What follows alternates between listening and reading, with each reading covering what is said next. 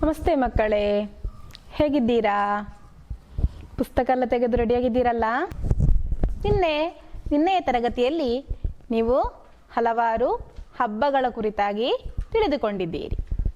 ಬೇರೆ ಬೇರೆ ಹಬ್ಬಗಳನ್ನು ಹೇಗೆ ಆಚರಿಸುವುದು, ಏನೆಲ್ಲ ವಿಶೇಷತೆಗಳು ಎಲ್ಲವನ್ನು ನೀವು ತಿಳಿದುಕೊಂಡಿದ್ದೀರಿ. ಉಷಾ ಏನು ಮಾಡ್ತಾ ಇದ್ದಾಳೆ ಈಗ ನೋಡೋಣ. ಉಷಾ ಎಲ್ಲಿದ್ದಾಳೆ? ಉಷಾ ಅಪ್ಪನ ಜೊತೆ ಜಾತ್ರೆಗೆ ಹೋದಳು. ಅಪ್ಪ, ನನಗೊಂದು ಬುಗರಿ ಬೇಕು. ಅಪ್ಪ ಬುಗರಿ ತೆಗೆದುಕೊಟ್ಟರು. ಉಷಾ ಮನೆಗೆ ಬಂದು ಬುಗರಿ ಆಟ ಆಡಿದಳು. ಗೊತ್ತಾಯ್ತಲ್ಲ, ಉಷಾ ಎಲ್ಲಿಗೆ ಹೋಗಿದ್ದಾಳೆ? ಉಷಾ ಜಾತ್ರೆಗೆ ಹೋಗಿದ್ದಾಳೆ. ಯಾರ ಜೊತೆ? ಉಷಾ ಅಪ್ಪನ ಜೊತೆಗೆ ಜಾತ್ರೆಗೆ ಹೋಗಿದ್ದಾಳೆ. ಜಾತ್ರೆಯಿಂದ ಉಷಾ ಏನು ತೆಗೆದಿದ್ದಾಳೆ? ಬುಗರಿ. ನೋಡಿದ್ದೀರಾ ಬುಗರಿ? ಯಾರೆಲ್ಲ ಬುಗರಿ ನೋಡಿದ್ದೀರಿ? ಕೈ ಮೇಲೆ ಮಾಡಿ. ಹಾ, ಸರಿ ಮಕ್ಕಳೇ, ಕೈ ಕೆಳಗೆ ಮಾಡಿ. ಬುಗರಿ ಆಟ ಆಡಿದ್ದೀರಾ? ಇಲ್ಲಿ ನೋಡಿ, ಬುಗರಿ ಆಡುವುದು ಹೇಗೆ?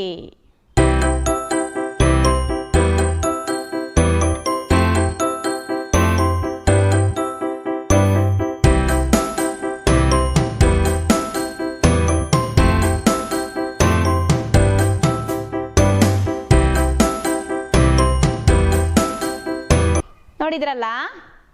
ಪಾಠ ಪುಸ್ತಕವನ್ನು ನೋಡಿ. ಪಾಠ ಪುಸ್ತಕದಲ್ಲಿ ಬುಗರಿಯ ಚಿತ್ರವೂ ಇದೆ, ಬುಗರಿಯ ಕುರಿತಾದ ಒಂದು ಪದ್ಯವೂ ಇದೆ. ಪದ್ಯವನ್ನು ಒಮ್ಮೆ ಓದೋಣ. ಬಣ್ಣದ ಬುಗರಿ ನೀ ತಿರುಗು, ಚಿಣ್ಣರ ಬುಗರಿ ನೀ ತಿರುಗು, ನಿಂತ ಜಾಗದಿ ನೀ ತಿರುಗು, ಓಡುತ್ತಾ ಓಡುತ್ತಾ ನೀ ತಿರುಗು, ಮಕ್ಕಳ ನಲಿಸುತ್ತಾ ನೀ ತಿರುಗು, ಮಕ್ಕಳ ಕುಣಿಸುತ್ತಾ ನೀ ತಿರುಗು. ಪದ್ಯದ ಹೆಸರೇನು? ಬುಗರಿಯಾಟ. ಪದ್ಯದ ಹೆಸರು ಬುಗರಿಯಾಟ. ಓದಿದ್ರಲ್ಲ? ಹೇಗೆ? ಬಣ್ಣದ ಬುಗರಿ ನೀ ತಿರುಗು, ಚಿಣ್ಣರ ಬುಗರಿ ನೀ ತಿರುಗು, ನಿಂತ ಜಾಗದಿ ನೀ ತಿರುಗು, ಓಡುತ್ತಾ ಓಡುತ್ತಾ ನೀ ತಿರುಗು, ಮಕ್ಕಳ ನಲಿಸುತ್ತಾ ನೀ ತಿರುಗು, ಮಕ್ಕಳ ಕುಣಿಸುತ್ತಾ ನೀ ತಿರುಗು. ಈ ಪದ್ಯದಲ್ಲಿ ಕೆಲವೊಂದು ಒತ್ತಕ್ಷರದ ಪದಗಳು ಇದೆ. ಯಾವುದು ಒತ್ತಕ್ಷರದ ಪದಗಳು ಹೇಳಬಹುದಾ?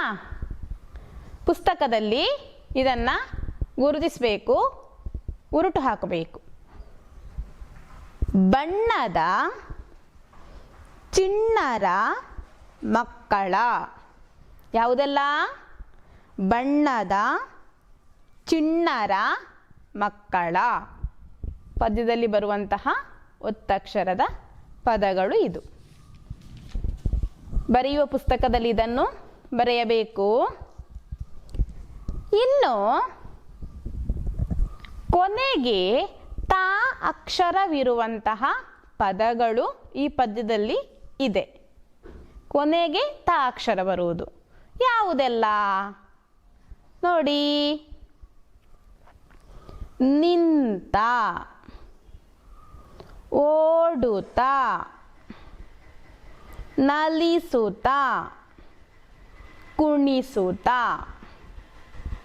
ಯಾವುದೆಲ್ಲ?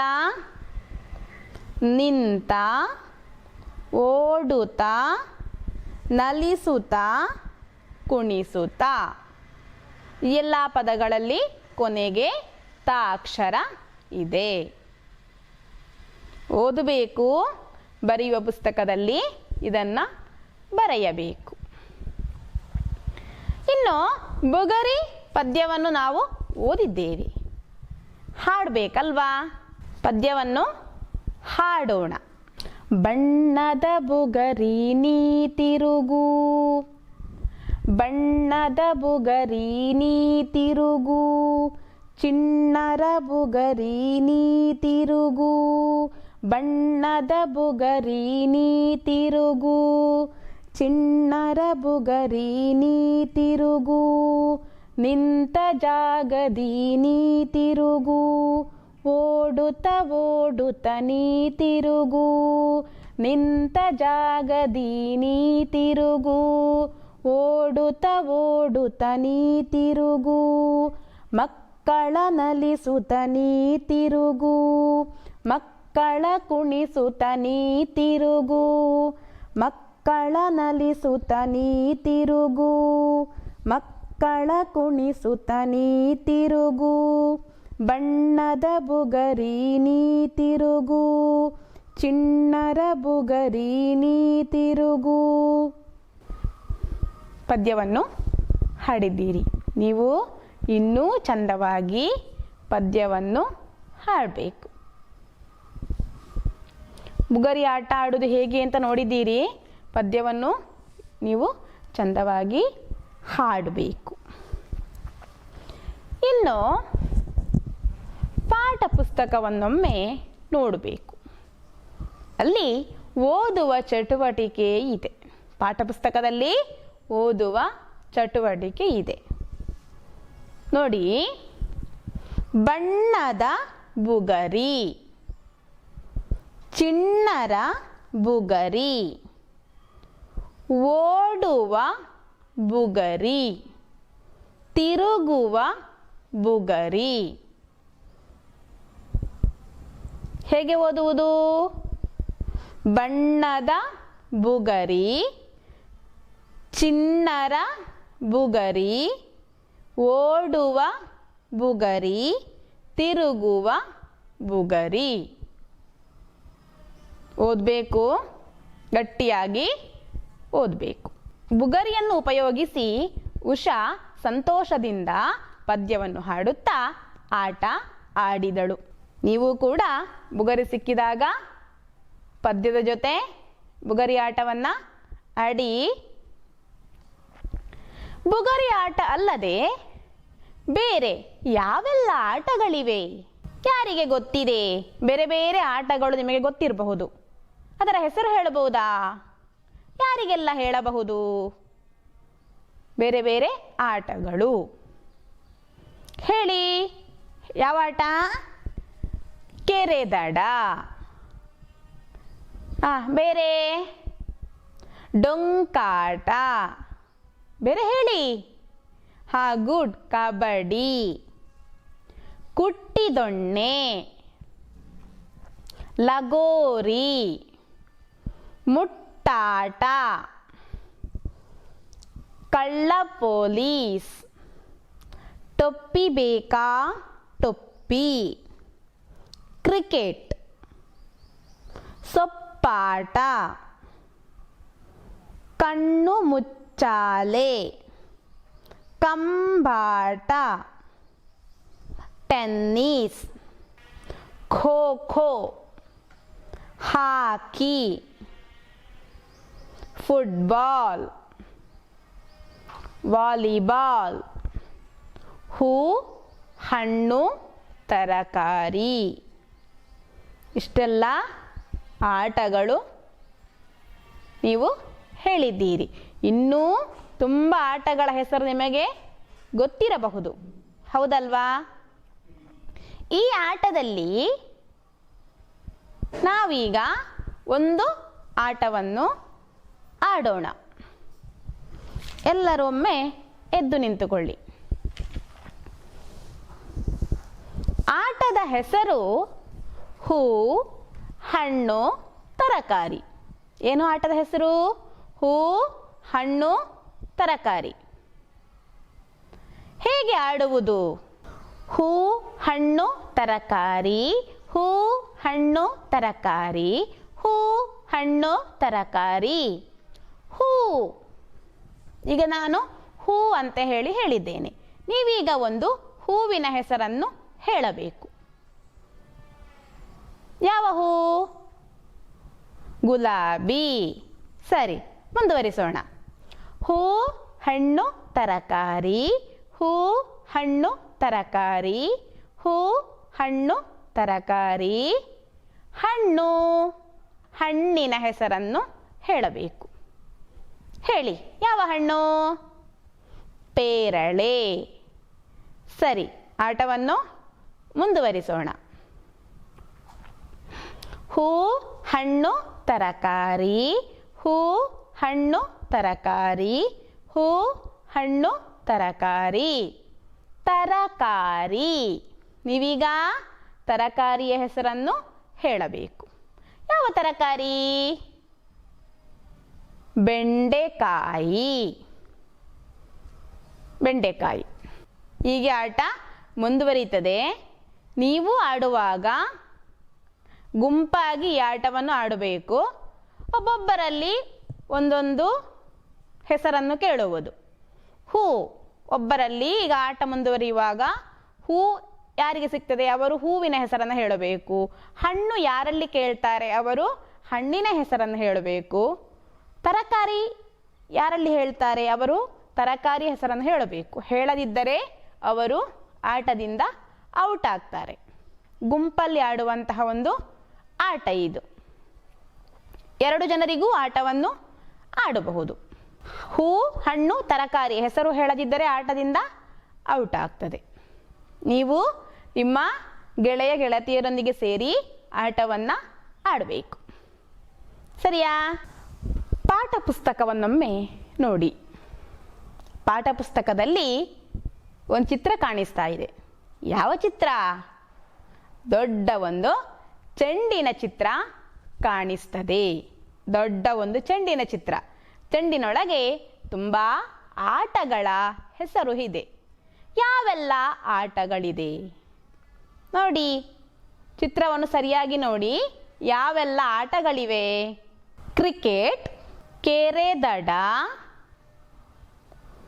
ಲಗೋರಿ, ಕಣ್ಣು ಮುಚ್ಚಾಲೆ, ಕಾಲ್ಚೆಂಡಾಟ, ಮುಟ್ಟಾಟ, ಕಬಡ್ಡಿ, ಬುಗರಿ ಆಟ. ಯಾವೆಲ್ಲ ಆಟಗಳಿವೆ? ಕ್ರಿಕೆಟ್, ಕೆರೆದಡ, ಲಗೋರಿ, ಕಣ್ಣು ಮುಚ್ಚಾಲೆ, ಕಾಲ್ಚೆಂಡಾಟ, ಮುಟ್ಟಾಟ, ಕಬಡ್ಡಿ, ಬುಗರಿ ಆಟ. ಈ ಆಟದಲ್ಲಿ ಯಾವ ಆಟಗಳನ್ನೆಲ್ಲ ಆಡಲು ನಿಮಗೆ ಗೊತ್ತಿದೆ? ಎಲ್ಲ ಆಟಗಳನ್ನು ಆಡಲು ಗೊತ್ತಿದೆಯಾ? ಹೌದಾ? Very good. ಎಲ್ಲ ಆಟವನ್ನು ನೀವು ಆಡಿದ್ದೀರಾ? ಆಟ ಆಡುವುದನ್ನು ನೋಡಿದ್ದೀರಾ? ಎಲ್ಲಿ ನೋಡಿದ್ದೀರಿ? ಟಿವಿಯಲ್ಲಿ ನೋಡಿರಬಹುದು, ಹೌದಲ್ವಾ? ಮೊಬೈಲಲ್ಲಿಯೂ ನೋಡಿರಬಹುದು ಆಟ ಆಡುವುದು ಹೇಗೆ. ಇನ್ನು ನೀವು ಇಲ್ಲಿ ನೋಡಿ, ಕ್ರಿಕೆಟ್ ಆಡುವುದು ಹೇಗೆ?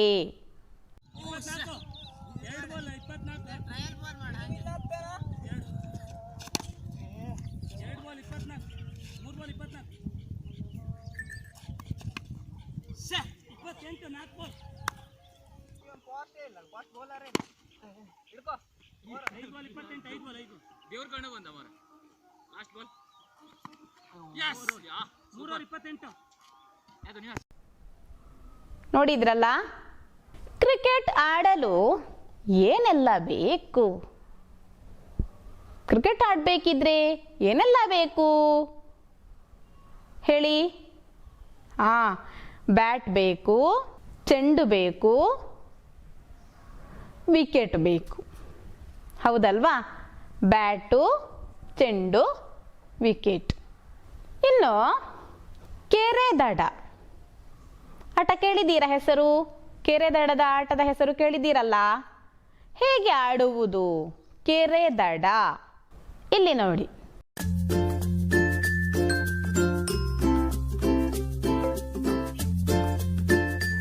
ದಡ, ಕೆರೆ, ದಡ, ಕೆರೆ, ಕೆರೆ. ಓನ ಔಟ್, ಓನ ಬಾಬಾ ಈ ಕಡೆ ಬಾ. ಕೆರೆ, ಬಾ ನೀನು. ಕೆರೆ, ದಡ, ಕೆರೆ, ದಡ. ನೋಡಿದ್ರಲ್ಲ ಹೇಗೆ ಆಡುವುದು? ಕೆರೆ ಎಂದು ಹೇಳುವಾಗ ಮುಂದೆ ಹಾರುವುದು, ದಡ ಎಂದು ಹೇಳುವಾಗ ಹಿಂದೆ ಹಾರುವುದು. ಈಗ ಕ್ರಿಕೆಟ್ ಆಡುವಾಗ ನಮಗೆ ವಸ್ತುಗಳು ಬೇಕು. ಕ್ರಿಕೆಟ್ ಆಡಲು ವಸ್ತುಗಳು ಬೇಕು. ಜನರು ಮಾತ್ರ ಸಾಕಾಗುವುದಿಲ್ಲ. ಕೆರೆ ದಡ ಆಡಲು ಜನರು ಸಾಕು, ವಸ್ತುಗಳು ಬೇಡ, ಉಪಕರಣಗಳು ಬೇಡ. ಕ್ರಿಕೆಟ್ ಆಡಲು ನಮಗೆ ಉಪಕರಣಗಳು ಬೇಕು. ಆದರೆ ಕೆರೆ ದಡವನ್ನು ಆಡಲು ಉಪಕರಣಗಳು ಬೇಡ.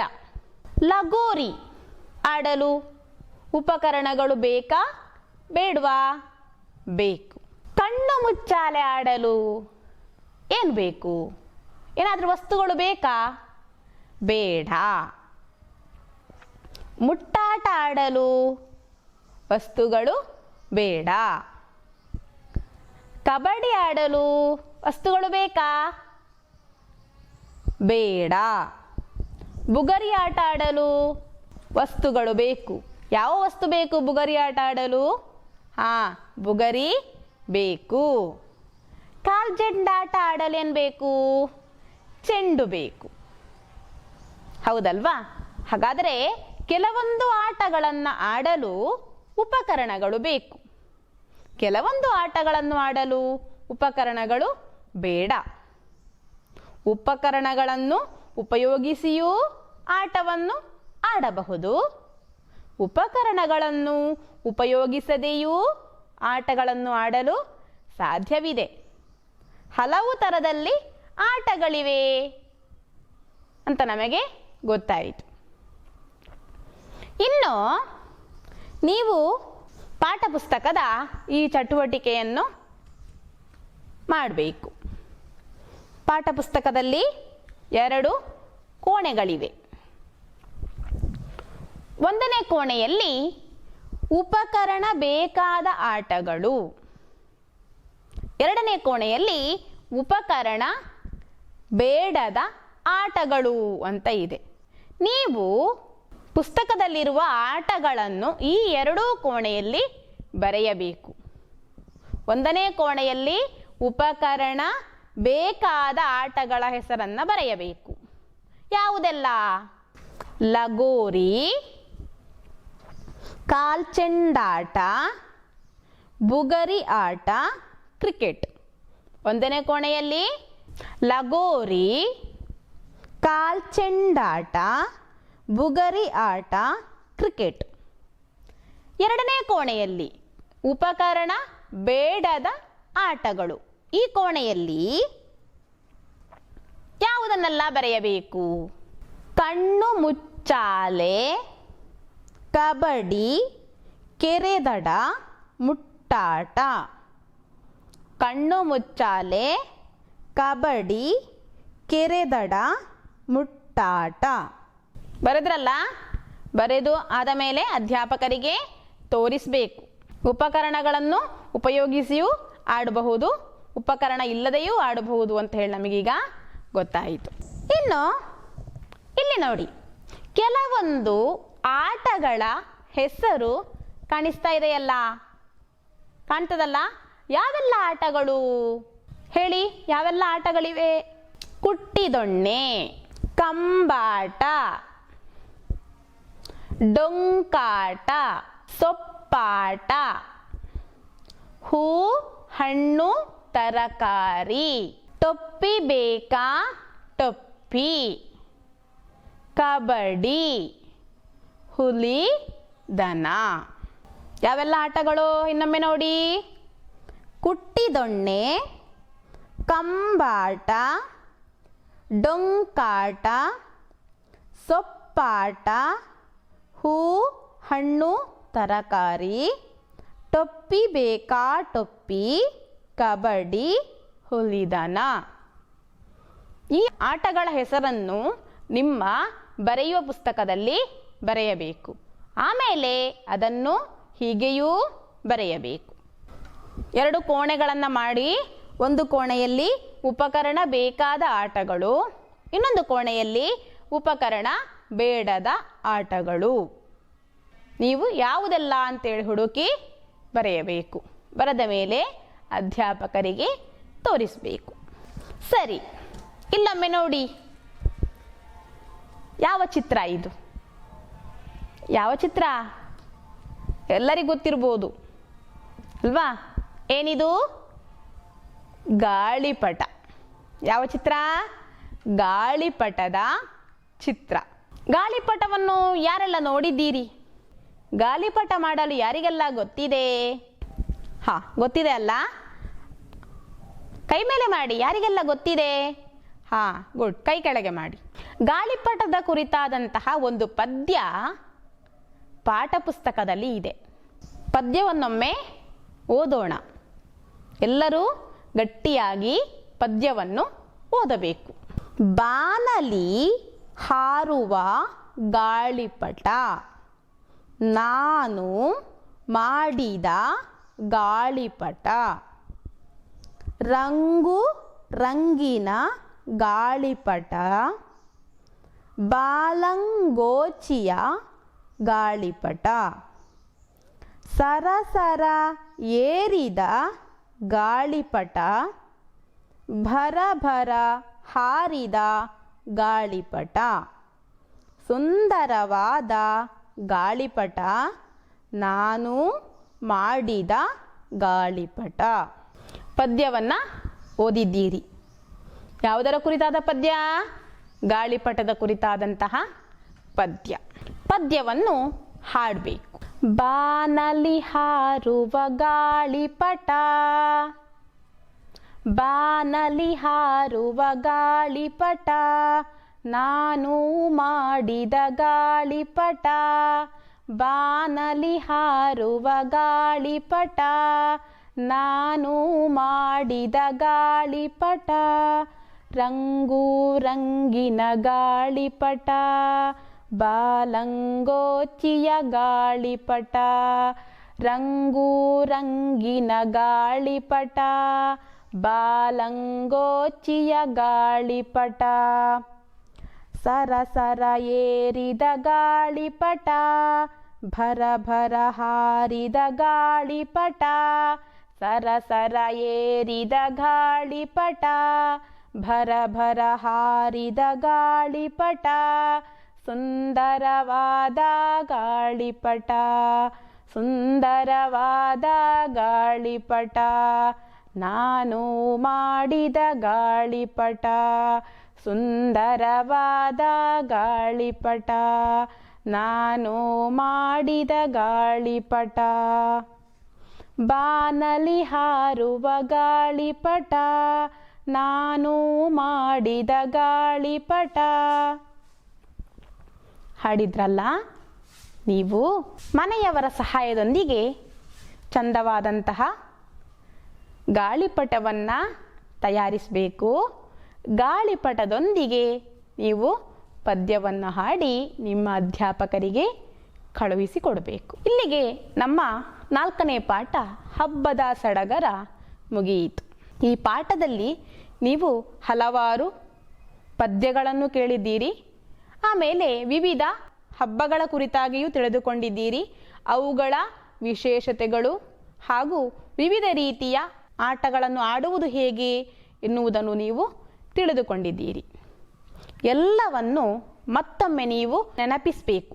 ಪಾಠ ಪುಸ್ತಕವನ್ನು ಸರಿಯಾಗಿ ಇನ್ನೊಮ್ಮೆ ಓದಬೇಕು. 4ನೇ ಪಾಠವನ್ನು ಆರಂಭದಿಂದಲೇ ಓದಿ ನೆನಪಿಸಿಕೊಳ್ಳಬೇಕು. ಯಾವುದನ್ನು ಮರೆಯದಿರಿ. ಮುಂದಿನ ತರಗತಿಯಲ್ಲಿ ಪುನಃ ಭೇಟಿಯಾಗೋಣ. ನಮಸ್ತೆ.